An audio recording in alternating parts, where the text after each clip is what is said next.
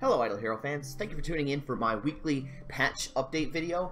This one will be Android 1.11.14 or iOS 1.9.19. Sorry that it's a little late, but I figured since you guys seem to actually really enjoy these videos that I should make this one anyway, especially since there's actually been quite a bit of work done on the game this patch. The biggest one that they've promoted and the icon that I've stolen from their website indicates that Gerke has been reworked, which sounds funny, but really isn't too big of a thing. They did make him a little bit better, I think, but mostly in consistency. They made his heal, I think, a little bit stronger, and they've changed his counterattack to a heal instead, so that he heals himself every time he gets damage and increases his holy damage. Now, I imagine, I haven't seen too much data, but I do imagine that because of these types of changes, that mostly this makes him more consistent. I actually didn't like his counterattack because it was only 35%, but in the event that he did counterattack a lot in one particular game, it could have made him incredibly strong. He was already strong anyway, so making him a little bit more consistent is probably acceptable, but I don't really... The only reason I had a problem with Gerke in the first place was that it felt like you were supposed to avoid him for such a long time, and then all of a sudden he becomes relevant, and that means that choices that you had made based on information you had all of a sudden become irrelevant, and that's kind of tedious. But moving forward for new players, I think Gerke is a pretty healthy option, especially if you're looking to make a healing team. If you want Ormus, Vesa, and to use the Bambi pet, then I think he fits on a lot of good teams, especially combined with teams that are meant to stall out, like Mickey and Emily, for example. So I think it's an okay move. I haven't quite seen enough right yet to get like a full indication of if he's way stronger, if he's way weaker, but it seems okay. I don't think, even if he is a little bit weaker in most fights, or if he's a little bit stronger in some fights, I still think that he's not like broken, but he's getting pretty strong. He keeps up with the other light heroes, which makes sense. So the other things that they changed was they also, it says modified Das Mog and Balrog skills. Now, it's always hard to keep track of exactly what they did here, especially when this one is there's so much going on, it's hard to tell what they changed. But I assume they just made it a little bit stronger, which you also have to remember, even though Das Mog's numbers look a little bit low, when you look at them in their base form, like 84% and 36%, he actually does get a bunch of skill damage buffs from this here passive, so this is a lot higher than it seems, and I actually wish they would avoid using things like skill damage as a passive buff, because it doesn't instantly get applied to these numbers, so it makes it a lot harder to really get an indication of how strong these heroes are. Things like attack and HP are fine because they get automatically added into the totals that you see here on the display, but for skill damage, it does not, and that makes it a little bit deceptive. For Balrog, I don't think they really did enough for Balrog to be considered relevant. He's going to be pretty tanky, but that's it. He's not really doing damage. Just 17,000 basic damage times 3.2 is just against a single enemy. But now, instead of healing himself, he heals the ally with the lowest HP, which is kind of funny because he's almost like a healing tank, but it doesn't really fit his theme at all. But I guess this does make him a little bit better because he's going to allow some of your squishier members to last longer into the fight like he normally would have. But I don't know if that's personally enough. One of the other changes they made is that they buffed a lot of the weaker heroes. They buffed Lutz, they buffed Dragon Slayer, and they buffed Gusta as well.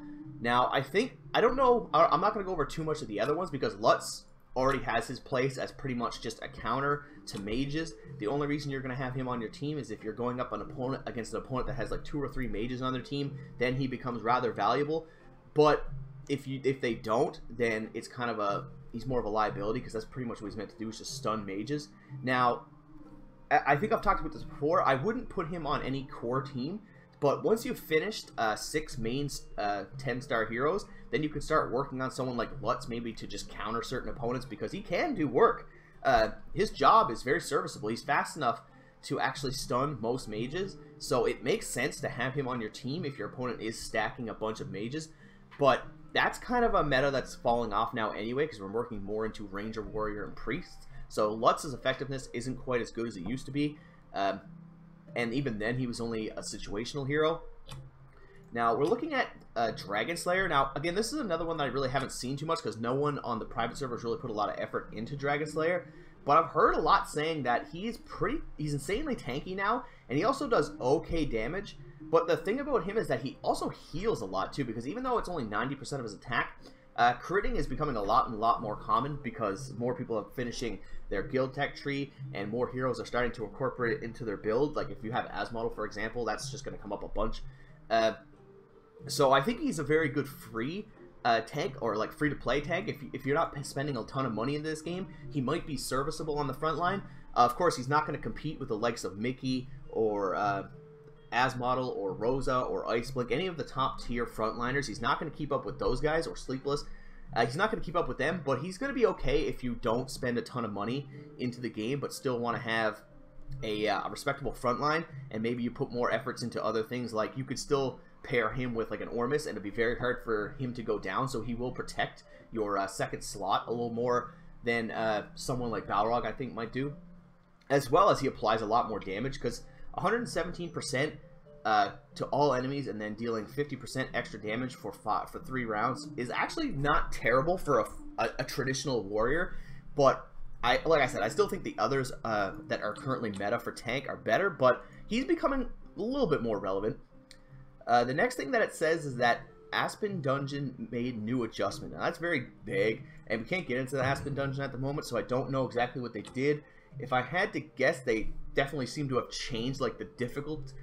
It says like the difficult, so I imagine that must be like the stages are different now, making it much harder to progress, because before this was very good for just farming out resources. So I imagine they tried to tone that down, because there were a lot of free resources in Aspen Dungeon. Once you got a healing hero that could reach like stage 200, you were getting a lot of free stuff.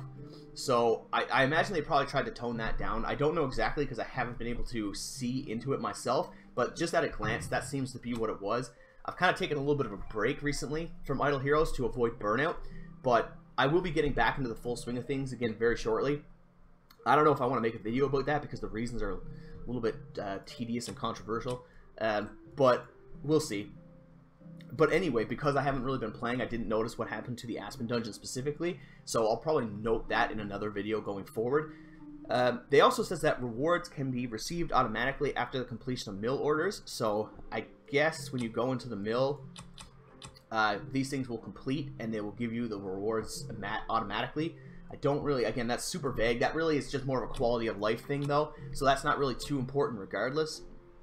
Just, it's nice that they are adding new systems that kind of make the game a little bit more convenient to play, especially since private server is out, and if you want to play private server, you want to spend as little time as possible screwing around with the small details of the game and getting to more of the impactful ones.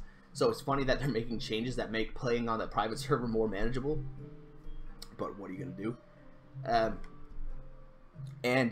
They've also added this little thing when you go into your guild that you can see if your guild member has signed up for the guild wars, so that's pretty neat. All of our guild members have, so good on you guys.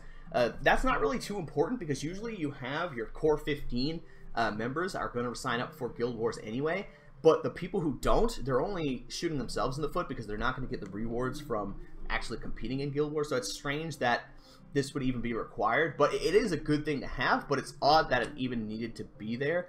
But it's just another quality of life thing. You can't complain about it. It just is better overall.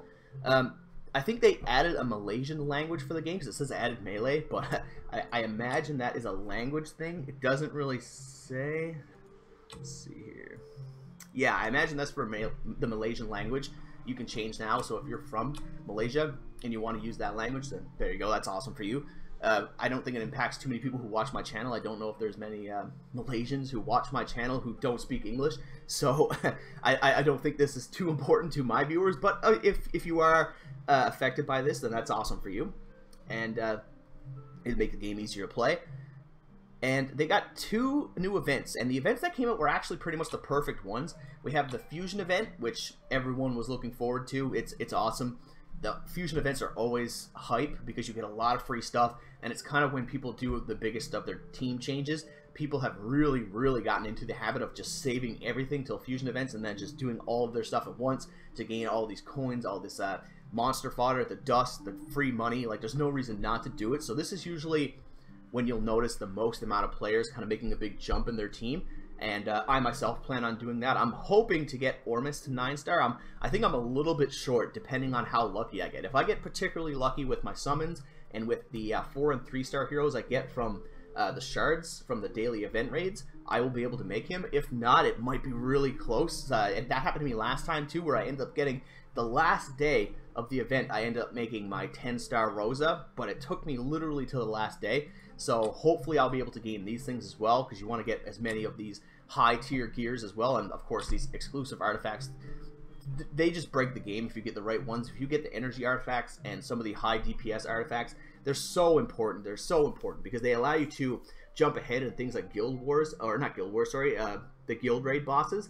And being ahead on the Guild Raid bosses for coins right now is super vital due to the fact that they have the new guild tech put in place last patch, and making progress in that is very important. So these exclusive artifacts are do or die. You have to get them as often as you can. And the Tavern event is again, it pretty much just feels like free stuff. I'm pretty sure everyone will be able to complete the 4 and 5-star, and most people will complete the 6-star. So you're getting pretty much these 3 things. You're getting, was it like 6 Super Casino coins, 5 scrolls, and 5 or 6 Prophet Orbs. The 7-star one might be a little bit harder because they're pretty rare. I had 1 going into this, so I'm going to be looking for 1 going into the end of the event. I'm not going to try too hard to get it. I'm just going to do my daily refreshes. If I don't get it, then that's fine. But if I do, I mean, 8 more Prophet Orbs is awesome. And a free 5-star hero. Can't go wrong with that. I wish that they would add more detail in their patch notes about what other game optimization and bug fixes that they're talking about, because it seems like they put that every time, but you don't really notice what they're talking about. So it's hard to say if they are doing anything, or if they are doing anything, how important those changes are. But I think that this is a pretty good patch. I like it when they do a lot of small buffs to the weaker heroes to bring them up, because that might be the better option here. Instead of nerfing like Ormus, maybe like think about bringing heroes up to his level, because that makes the game more interesting in general. You want to see strong heroes. You don't want to see a game full of like kind of like weak heroes where you end up grinding into 10-15 rounds every fight. So I like the way that they've chose to balance this, especially for free-to-play players. They've tried to make the weaker heroes catch up at least by a certain margin, which is awesome. But anyway, guys, again, sorry that it was late to make this video. I am going to be trying to get back into regular pattern for videos very shortly.